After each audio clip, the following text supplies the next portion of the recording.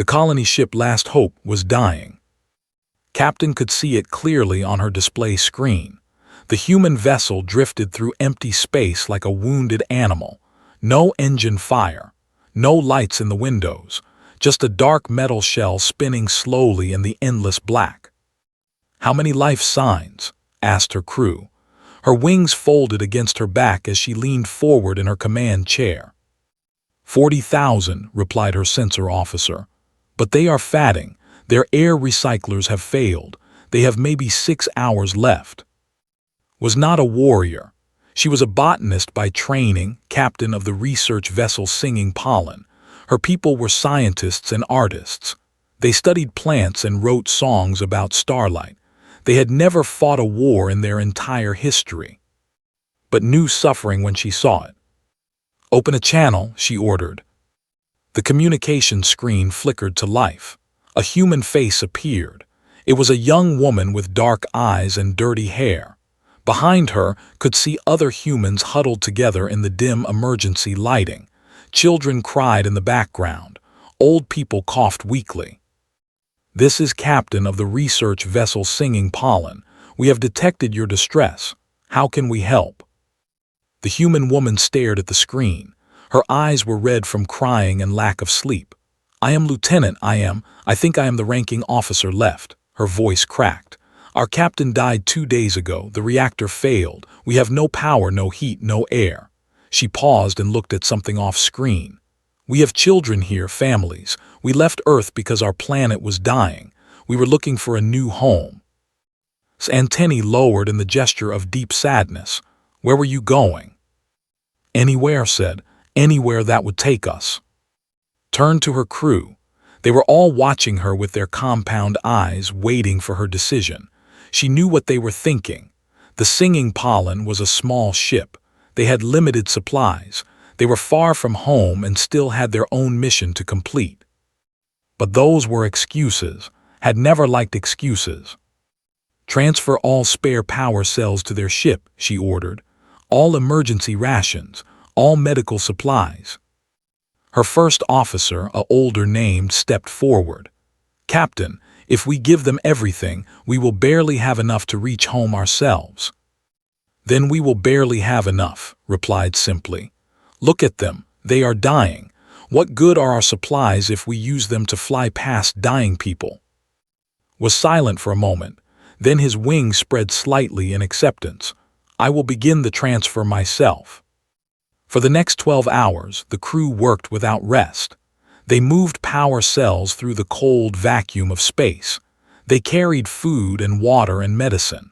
Engineers went aboard the human ship and helped repair their life support systems. Herself went aboard the Last Hope. She walked through the crowded corridors and saw humans everywhere. They were thin and pale and frightened. Many of them had never seen an alien before. Children hid behind their parents and stared at her with wide eyes. But then something wonderful happened. An old human man approached her. He was bent with age and leaned on a younger man for support. He stopped in front of and looked up at her with cloudy eyes. "Thank you," he said. His voice was barely a whisper. "We thought we were alone. We thought no one would come." Did not fully understand human expressions yet, but she thought the water coming from his eyes meant something important. "You are not alone," she said. "Come with us. Our is not far. Our people will welcome you." And they did. When the Singing Pollen arrived at Prime with 40,000 human refugees, the response was overwhelming. They had never met humans before. They knew nothing about them. They had no reason to help strangers who looked so different and came from so far away. But they helped anyway. Families opened their homes. Farmers shared their food. Teachers learned human languages so they could teach human children. Doctors studied human biology so they could treat human patients. For 3 generations, humans lived among them. They learned to appreciate the crystal gardens and the singing ceremonies. They helped repair old buildings and plant new crops. Slowly, humanity recovered. They built their own ships again. They found their own worlds. They grew strong and across the stars. But they never forgot those first dark days when they were dying in the void and a small research vessel stopped to help. On the day the first human starship launched from Prime, Admiral stood before a crowd of both species.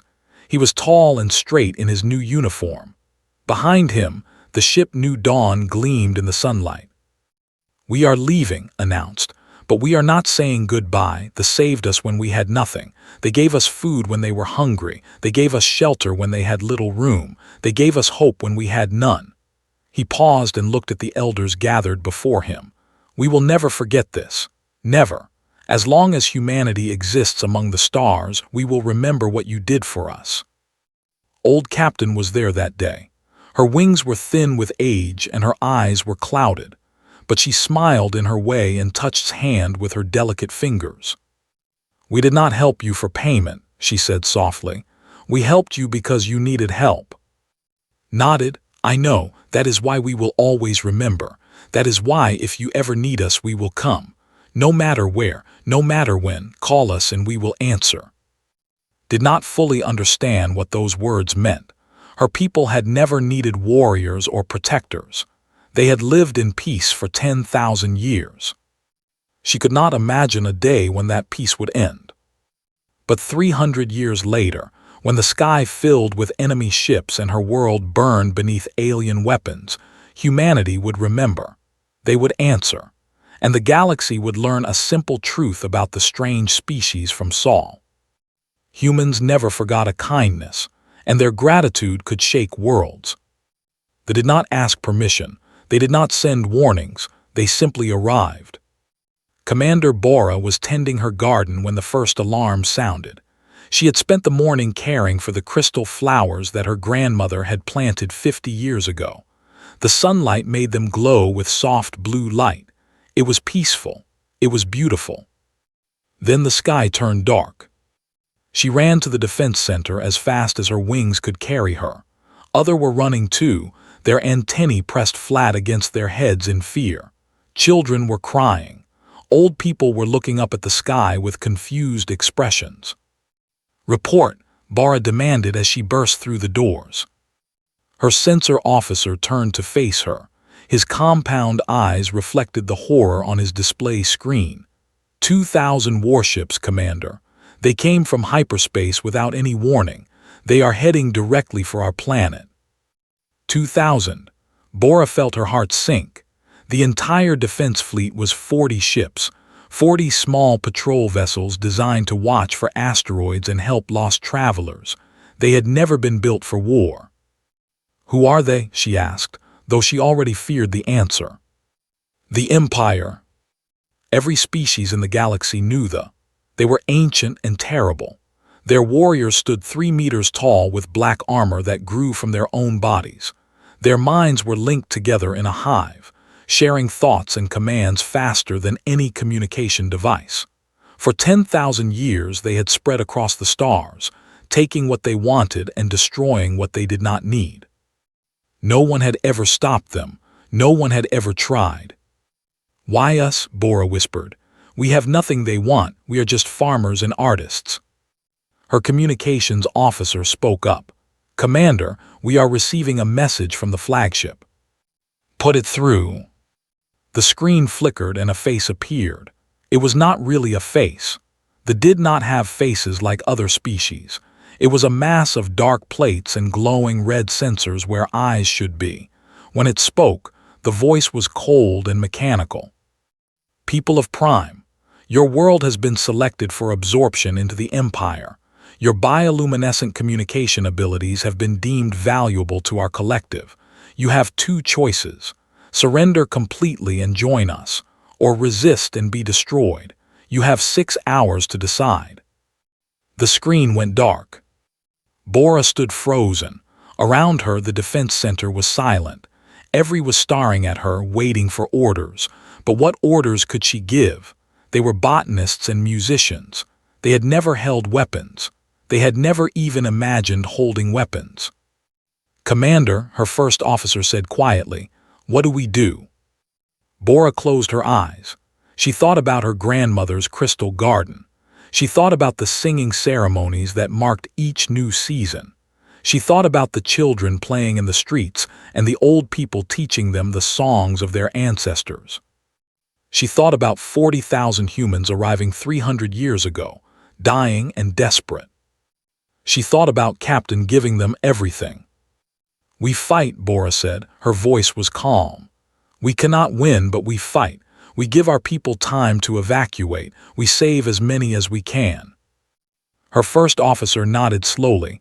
"And the humans?" Bora hesitated. She knew about the old promise. Every child learned the story of Captain and the Last Hope. They learned about Admiral and his vow to never forget. But that was 300 years ago. Humans were a small species with a handful of worlds. What could they possibly do against the Empire? "Send the message," Bora decided. "Tell them what is happening, not because we expect them to save us, but because they deserve to know. They are our friends. Friends should know when friends are dying." The message was short. It explained that the had come. It explained that the would fight but would likely lose. It asked for nothing. It demanded nothing. It simply told the truth. Within minutes, the reply came. "This is Admiral of the United Earth Federation. Hold your position. We are coming." Bora read the message twice. She did not understand. Coming? Coming with what? They are so far away, they have so few ships. But even as she spoke, her sensor officer gasped. "Commander, I am detecting hyperspace disturbances throughout the sector. Hundreds of them. They are human signatures." Bora rushed to the display. She watched as point after point of light appeared on the map. Each one was a human ship entering hyperspace, pushing their engines beyond safe limits, racing toward Prime. They were not going to arrive in time. She knew that. They would reach her world long before the humans could. But they were coming anyway. Bora stood, her wings spread slightly. "All ships, prepare for combat. We will give the hardest fight we can. We will buy time for evacuations. And we will show the humans that their faith in us was not wasted." "They will destroy us," her first officer said quietly. "Probably," Bora agreed. "But we will not make it easy, and we will not be alone." She looked at the display, at all those tiny points of light racing toward her world. "The humans are coming. Whatever happens next, we will face it together." Outside, the fleet drew closer. 2,000 warships moving in perfect formation, guided by a single hive mind. They had conquered 1,000 worlds. They expected this one to fall just as easily. They did not know about the message. They did not know about the ships racing through hyperspace. They did not know about a promise made 300 years ago. They did not know that humanity never forgot. And they were about to learn. President was eating dinner with her family when the alert came. She looked at her communicator and felt her blood turn cold. A message from Prime. "The Empire, 2,000 warships, 6 hours." Her daughter looked up from her meal. "Mom, what is wrong?" Forced a smile. "Nothing, sweetheart. I just have to go to work." She kissed her daughter's forehead and hugged her husband. Then she walked out of her home and into the waiting transport. 30 minutes later, she stood in the war room beneath New Seoul. The room was filled with generals and admirals and advisors. Display screens covered every wall, showing maps and fleet positions and intelligence reports. "Talk to me," said. General stepped forward. He was a large man with gray hair and a face marked by decades of service. "Madam President, the situation is bad. They have sent their main invasion fleet. 2,000 capital ships plus support vessels. Their ground forces number in the millions. And the 40 patrol boats, no army, no planetary defenses," shook his head. "They are not warriors, they never have been." Admiral spoke next. She was younger than but carried herself with the same quiet confidence. "I have already sent a message to Commander Bora, told her we are coming." "With what?" asked one of the advisors. "Our entire fleet is 300 ships. They have almost 7 times that number. Their weapons are more powerful. Their armor is stronger. Their soldiers are linked together in a hive mind. We cannot win this fight." The room fell silent. Everyone knew the advisor was right. The numbers did not lie. Humanity was too small, too young, too weak. But was not looking at the numbers. She was looking at an old photograph on the wall. It showed the colony ship Last Hope docked next to a small research vessel. It showed 40,000 humans being carried to safety by strangers who had no reason to help them. "Let me tell you a story," said quietly. 300 years ago, my ancestors were dying. Their ship was broken. Their air was running out. Their hope was gone. And then a captain named found them. She gave them everything her ship had, not because it made sense, not because she expected payment. She did it because it was right. Turned to face her commanders. They saved us. They did not ask what we could give them in return. They did not calculate the cost. They just helped. She paused. "What does it say about us if we abandon them now?" "It says we are smart," the advisor replied. "It says we know how to survive." No, his voice was hard. "It says we are cowards. It says all our talk about honor and loyalty means nothing. It says humanity has no soul." She looked at Admiral. "How long to reach Prime?" "If we push our engines past safety limits, 68 hours. Then push them past safety limits." Stepped forward. "Madam President, even if we arrive in time, we cannot defeat the fleet with conventional weapons. The math simply does not work." Nodded slowly. "I know. That is why I am authorizing Project Deep Memory." The room went completely silent. Several officers looked at each other with shock. Project Deep Memory was classified at the highest level. Most people in the room had only heard rumors about it. "Madam President," said carefully, "I do not have clearance for that project." "You do now." Turned to a communications officer. "Get me Director at Site 7. Tell her to wake everything up." 20 minutes later, a woman's face appeared on the main screen. Director was in her 60s with short gray hair and eyes that had seen too many secrets. Behind her, could see the inside of a massive underground facility. "Madam President," said, "I was wondering when you would call." "They are under attack, the Empire." Nodded. "I know, we have been monitoring the situation." She paused. "Are you ordering full deployment?" "Yes." "All units."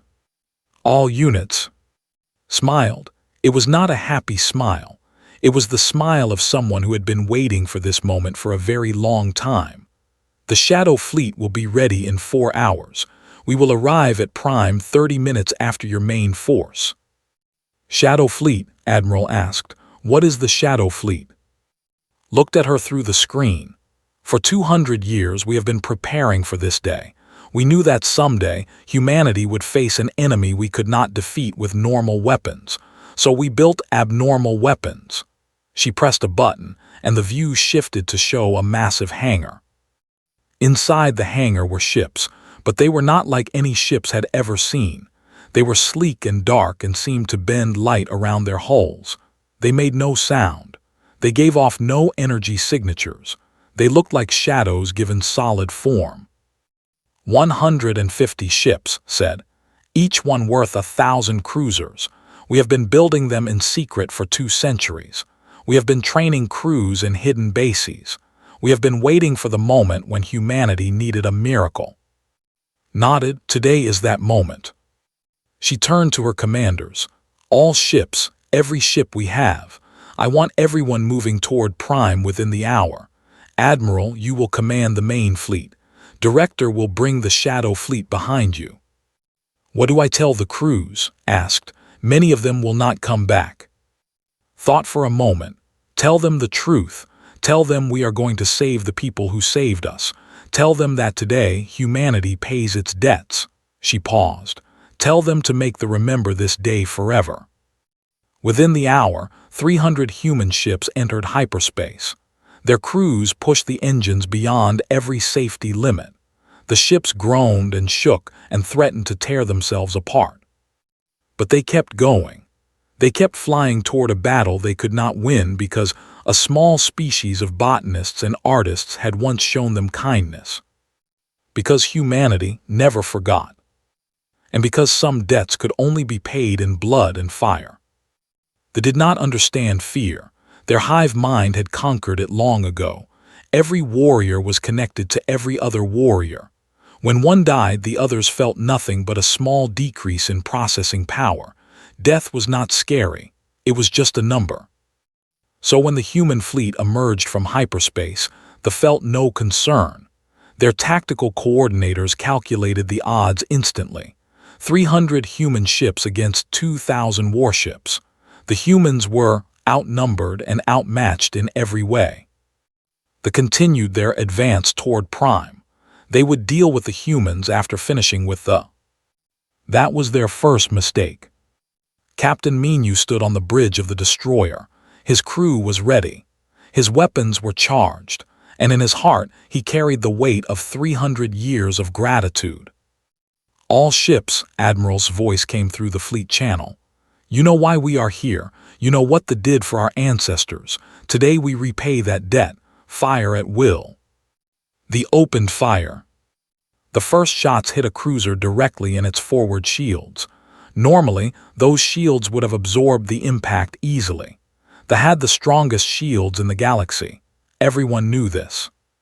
But the human weapons were not normal weapons.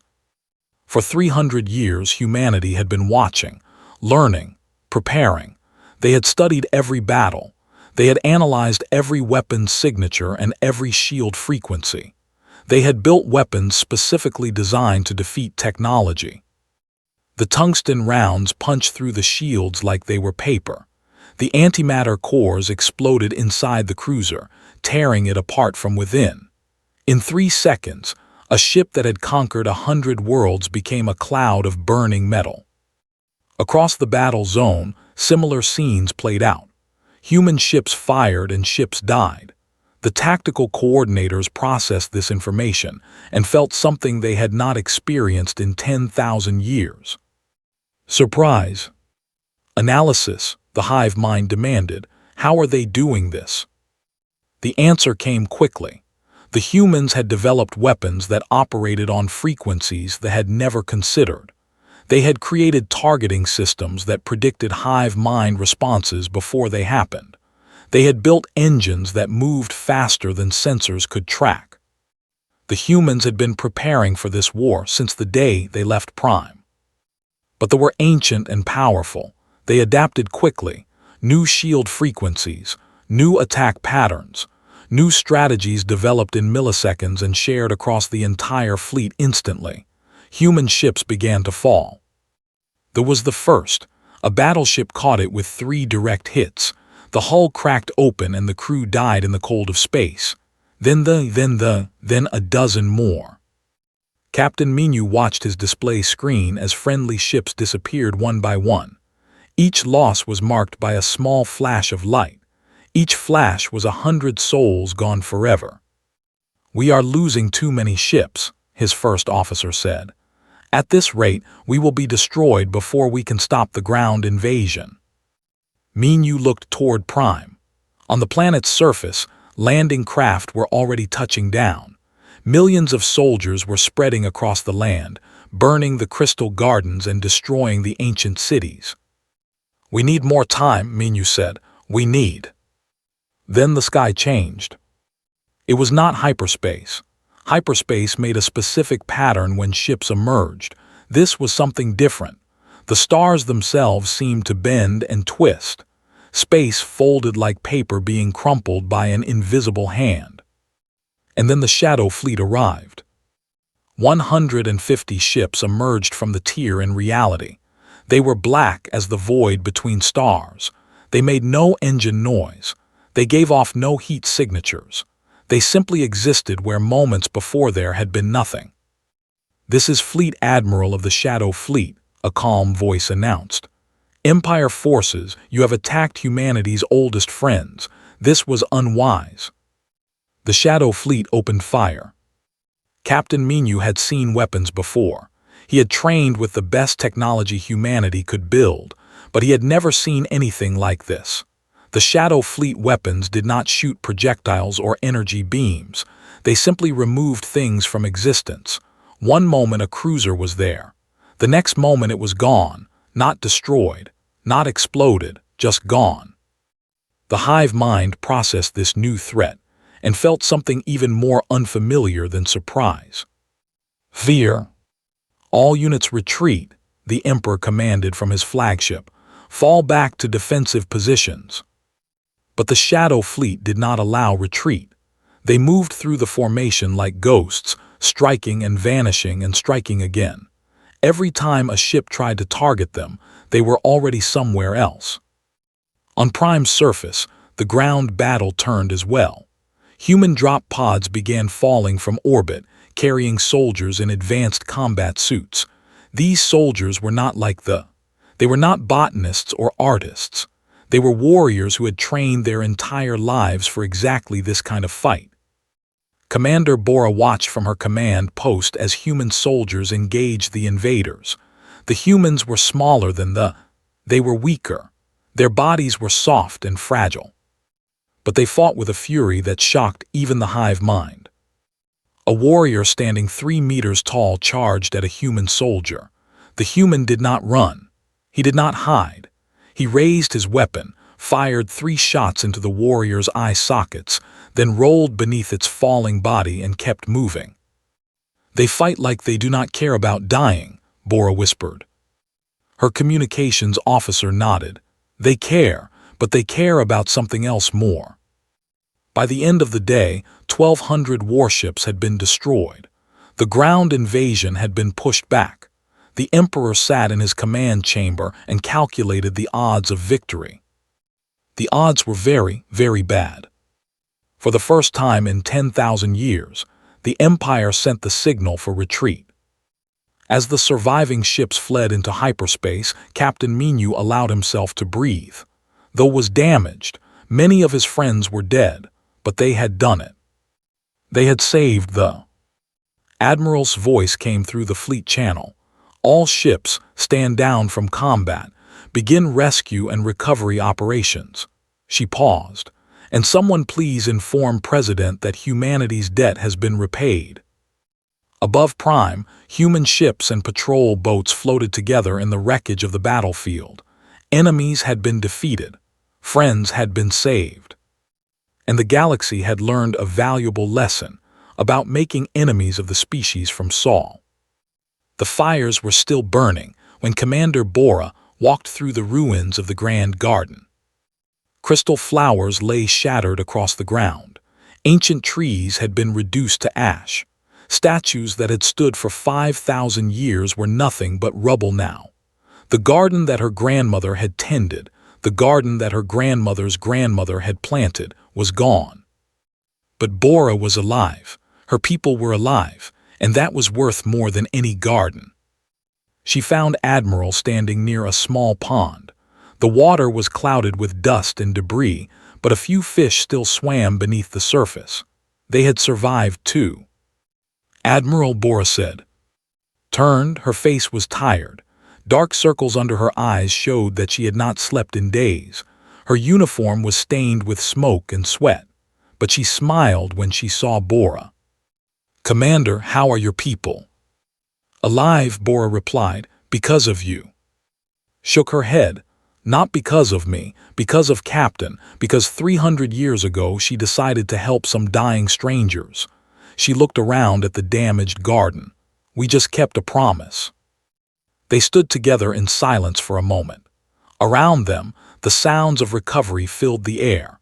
Human medics were treating wounded. Human engineers were repairing damaged buildings. Human soldiers were sharing their food and water with families who had lost everything. "I do not understand," Bora said finally. "You lost so many ships, so many lives. The reports say 60 vessels destroyed, 8,000 humans killed." She turned to face. "We cannot pay you back for this. We have no money, no resources, no army. We are just farmers and artists." Laughed softly. It was a kind laugh, not mocking. "Commander, we did not come here for payment." "Then why? Why would you sacrifice so much for a species that can give you nothing in return?" was quiet for a long moment. She reached down and picked up a broken crystal flower from the ground. It still glowed faintly with blue light. "When I was a child," she said, "my grandmother told me a story. She said that when our ancestors arrived on Prime, they had nothing. They were sick and hungry and scared. They did not know your language. They did not understand your culture. They were strangers in every way." She held up the broken flower. But they did not treat them like strangers. They treated them like family. They shared everything they had, not because they expected anything back, just because they saw people who needed help and they helped. Turn to face Bora. That is the greatest gift anyone has ever given humanity, not resources or technology or territory. Kindness, simple kindness when we needed it most, she smiled. How could we ever forget that? How could we not answer when you called? Bora's antennae lowered in the expression of deep emotion. You could have been practical. You could have calculated the costs and decided we were not worth saving. Many species would have done exactly that. Many species would have, agreed, but we are not many species, we are human. She placed the broken flower gently back on the ground. We remember our debts, we honor our friends, and we never ever forget kindness. On the other side of the planet, President was addressing the galaxy. Her message was being broadcast on every frequency, translated into 1,000 languages, reaching every corner of known space. Today, humanity went to war, she said. Her voice was calm but carried weight. We did not fight for territory. We did not fight for resources. We did not fight for power. We fought because 300 years ago, a small ship of scientists saved our ancestors from death. We fought because they showed us kindness when we had nothing to offer in return. She paused and looked directly into the camera. Let the galaxy understand this clearly. Humanity has friends. We cherish those friends. We protect those friends. And when someone threatens those friends, we answer with everything we have. Her eyes hardened. The Empire learned this lesson today. They paid for that lesson with 1,200 warships and millions of soldiers. If any other power in this galaxy wishes to test our resolve, they are welcome to try, but they should understand what they are facing. She leaned forward slightly. We never forget a favor, we never ignore a debt, and our payback can shake worlds. The message ended. Across the galaxy, leaders and emperors and councils watched the recording and considered its implications. Some felt fear. Some felt respect. A few began looking through their histories, wondering if they had ever shown kindness to the strange species from Sol. On Prime, the rebuilding had already begun. Human construction crews worked alongside gardeners. Together, they cleared rubble and planted new seeds. The crystal gardens would grow again. The singing halls would ring with music again. Life would return. Commander Bora stood at the edge of the grand garden with Admiral. The sun was setting, painting the sky in shades of purple and gold. It was beautiful despite the destruction below.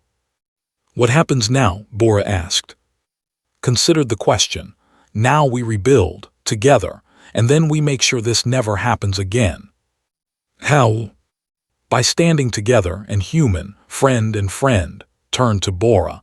You saved us once, we saved you once. I think that means we are connected now. Whatever comes next, we face it together. Bora's wings spread slightly in the gesture of joy. My grandmother used to say that kindness always returns. I did not understand what she meant until today. My grandmother said something similar, replied. She said that the measure of a species is not how they treat their allies. It is how they treat strangers in need. She smiled. The measured up 300 years ago. I hope we measured up today. They stood together as the sun set and the stars appeared. Among those stars, the combined fleet of humans held position. The Shadow Fleet ships floated silently alongside the battered destroyers and patrol boats, all of them watching, all of them ready. The galaxy had changed today. A small species had shown that they were not small at all. They had shown that their memory was long and their loyalty was absolute. They had shown that kindness given freely would be repaid 1,000-fold. And in the ruined crystal gardens of Prime, as humans and worked side by side to rebuild what had been destroyed, something new was growing. Not just flowers, not just buildings. Friendship, true friendship, the kind that had already shaken one empire, and might yet shake many more.